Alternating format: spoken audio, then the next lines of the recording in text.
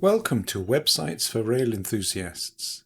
In this series of short videos, I cover the most useful websites for rail enthusiasts in the UK.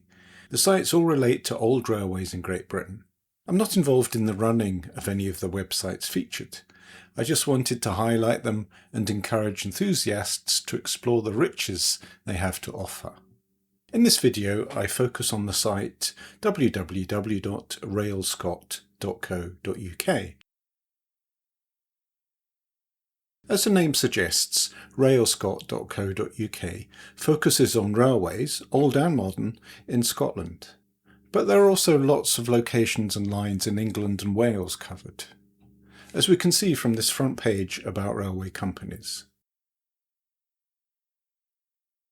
There's lots of information on the site which has an array of active contributors.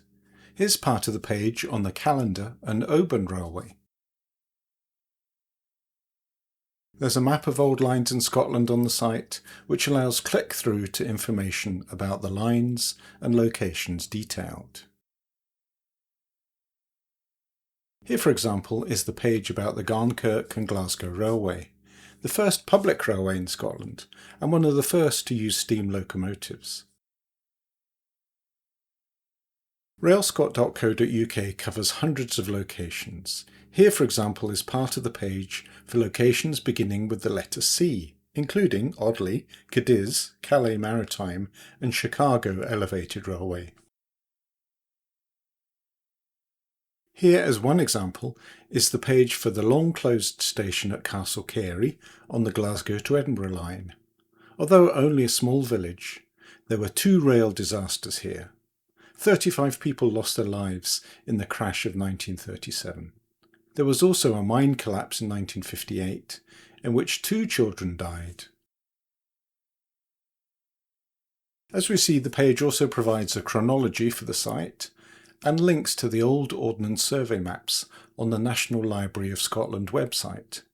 I'll cover those in my next video. It also links to the Canmore collection, which is part of Historic Environment Scotland and contains information on scheduled sites. I'll mention those later in this video. As another example, here's the page for the original Buchanan Street Station, opened in 1849 as the terminus for the Garnkirk and Glasgow Railway.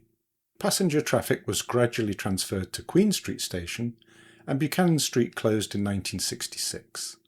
The site is now part of the Glasgow Caledonian University. Railscot.co.uk is slightly burdened by pop-up adverts, but I guess they have to pay for its upkeep. I could certainly spend hours on the site and strongly recommend it. Before I finish this video, I mentioned Historic Environment Scotland. Their site is at trove.scot and contains details of sites of historical or archaeological interest. The information on the website itself is not super detailed, but there are some lovely photographs and there are links to research papers and so on. Here are some of the photos tagged against Buchanan Street Station, for example. Perhaps most usefully, you can scroll through their online map. The purple dots represent historic environment records, which we can click through to. Here, for example, is the map covering St Rollock's Railway Works in Springburn. Railscot.co.uk is a great site and I heartily recommend it. Thank you for watching this video. Check out my other short videos on websites for rail enthusiasts. Goodbye.